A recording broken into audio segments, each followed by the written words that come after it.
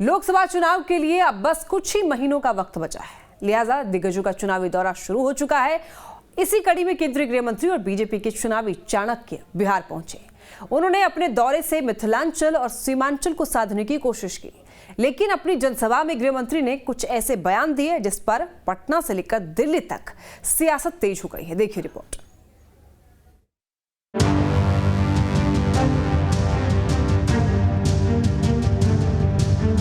आज नरेंद्र मोदी और अमित शाह का भाजपा है, आज नीतीश कुमार को दुश्मनी एक तरफा भी देखना पड़ेगा कि बिहार में रक्षाबंधन की छुट्टी नहीं होगी, जन्माष्टमी की छुट्टी नहीं होगी।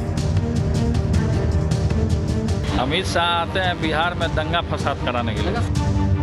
कहते हैं राजनीति और धर्म एक दूसरे के पूरक हैं और हमारे देश में इसका अच्छा उदाहरण देखने को मिलता है, जहां चुनावी मौसम आते ही सियासी गलियारों में विकास, रोजगार, शिक्षा और स्वास्थ्य जैसे मुद्दों के बजाय धर्म, मंदिर और देवताओं के नाम की गूंज सुनाई देती है। देश के गृह मंत्री अमित शाह जब बिहार दौरे पर पहुंचे तो नजारा ऐसा ही था, जहां शाह के दौरे के बाद एक बार फिर बिहार में सनातन और राम मंदिर पर बहस छिड़ गई। मधुबनी के झंझारपुर में अमित शाह महागठबंधन की सरकार पर खूब बरसे, किसी को तेल तो किसी को पानी कह दिया। शाह यहीं नहीं रुके, उन्होंने सीएम नीतीश कुमार को जहां सनातन विरोधी बताया, वहीं लालू यादव पर राम मंदिर नहीं बनवाने का आरोप तक लगा दिया। सालों तक ये गठबंधन ने राम मंदिर को रोक कर रखा, कांग्रेसियों ने राम मंदिर को रोक कर रखा, लालू जी ने रोक कर रखा और अब आपने दोबारा मोदी जी को प्रधानमंत्री बनाया। शाह ने राम मंदिर का जिक्र किया तो प्रदेश का सियासी पारा हाई हो गया, जहां महागठबंधन के नेताओं ने एक सुर में शाह को ये याद दिलाया कि राम मंदिर का निर्माण किसी पार्टी की वजह से नहीं, बल्कि सुप्रीम कोर्ट के फैसले की वजह से हो रहा है। महिलाओं को तीज के लिए छुट्टी हम देते हैं, जोगी मॉडल में तीज की छुट्टी नहीं, तो कैसे सनातनी है कि सूर्य उपासना के लिए 1 दिन का अवकाश हम 2 दिन का अवकाश देते हैं। अनंत चतुर्दशी बनारस पंचांग में भी है, उसकी छुट्टी नहीं है उत्तर प्रदेश में, बिहार में है। कौन है सनातन विरोधी जो हिंदू मंदिरों को तोड़ डाला, रौंद डाला? 2416 मंदिरों को देश भर में भाजपा शासित राज्यों में रौंद डाला और उस मंदिर को बनाया नहीं। अमित शाह जी और नरेंद्र मोदी जी एवं आरएसएस जब भी चुनाव आता है तो धार्मिक मुद्दा उठाना चाहते हैं। तो जब सरकार में नहीं थे तो भावनात्मक मुद्दे उठाते थे। तो 10 साल हो गया सरकार के, तो विकास के मुद्दा क्यों नहीं उठाते हैं? लालू यादव जी हों, नीतीश कुमार जी हों या कांग्रेस पार्टी, सब राम भक्त हैं।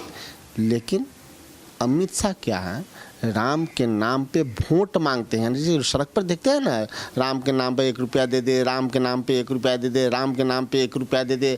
वो कौन करता है? निकम्मा आदमी। देखिए, अमित शाह जी ने जो कहा है उनकी बातों में पूर्णतः सच्चाई है। जब बिहार सरकार के मंत्री ही लगातार सनातन धर्म के खिलाफ, हिंदू धर्म के खिलाफ, रामचरितमानस के खिलाफ बोल रहे हैं तो यही माना जाएगा। कोई बिहार सरकार का मंत्री अगर बोल रहा है तो सरकार बोल रहा है, तो उन्होंने जो कहा है उनके कहने का परिप्रेक्ष्य वही है। ये तो लगातार सनातन धर्म को पीछे धकेलने के लिए ही लोग काम करते हैं, क्या ये वोट की राजनीति करते हैं। केवल एक तबके को, अक़लियत समाज को खुश करने के लिए ये काम करते हैं। अक़लियत समाज को खुश करना है तो अक़लियत समाज के हित की योजना लाइए आप। वैसे तो शाह की जनसभा में सनातन और राम मंदिर की गूंज रही, लेकिन उनके एक बयान से पटना से लेकर दिल्ली तक हलचल तेज कर दी। दरअसल मन से बीजेपी के चुनावी चाणक्य ने चुनाव को लेकर ऐसा दावा किया कि उस पर जमकर सियासत होने लगी, जहां शाह ने कहा कि बिहार में जल्द विधानसभा चुनाव होंगे। उन्होंने चुनाव में बीजेपी की सरकार बनने का दावा भी कर दिया। मगर मैं आपको आश्वस्त करना चाहता हूं कि बिहार के अंदर जल्द ही चुनाव होने जा रहा है और मुझे भरोसा है कि यहां पर मोदी जी के नेतृत्व में भारतीय जनता पार्टी की सरकार बिहार में भी बनने जा रही है। शाह के इस दावे पर जहां जेडीयू ने उन्हें नकली भविष्यवक्ता बताया, तो कांग्रेस ने आरोप लगाया है कि बीजेपी चाहती है कि बिहार में समय से पहले चुनाव हो जाएं, ताकि लोकसभा चुनाव और विधानसभा चुनाव एक साथ होने पर बीजेपी को फायदा मिले। हालांकि जेडीयू और कांग्रेस के बयान से बीजेपी वास्ता नहीं रखती। बीजेपी का कहना है कि बिहार सरकार को डर है कि लोकसभा के बाद विधानसभा चुनाव हुए तो कहीं जनता महागठबंधन को नकार न दे।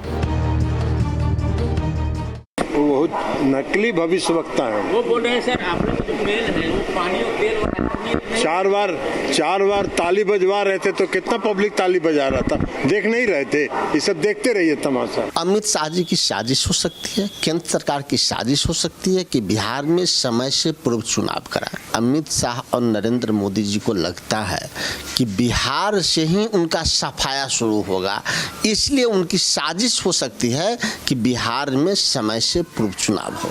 नीतीश जी का जो क्रियाकलाप है, नीतीश जी जिस प्रकार का निर्णय लेने में माहिर है, इसके चलते उन्होंने ये बात कहा है कि जब नीतीश जी को लगेगा कि लोकसभा चुनाव के समय अगर चुनाव होता है तो हमको परेशानी हो जाएगी, उस समय मोदी जी का हवा रहेगा, तो ये चाहेंगे कि बिहार में चुनाव पहले हो जाए, इसलिए उन्होंने ये बात कहा। बयान पर वार पलटवार, ये दौर अभी 2024 तक चलेगा, जब तक ये साबित न हो जाए कि जनता की नजरों में कौन तेल है और कौन पानी। लेकिन सवाल उठता है कि क्या सियासतदानों के पास हिंदू मुसलमान और मंदिर मस्जिद के अलावा कोई और मुद्दा नहीं है? क्या देश में बेरोजगारी खत्म हो गई है? क्या गरीबी खत्म हो गई है? क्या हर शहर और गांव का विकास हो गया है? क्या हमारी शिक्षा व्यवस्था दुरुस्त हो चुकी है? और क्या स्वास्थ्य व्यवस्था का लाभ अंतिम व्यक्ति तक पहुंच गया है? Bureau report, news state, Bihar Jharkhand.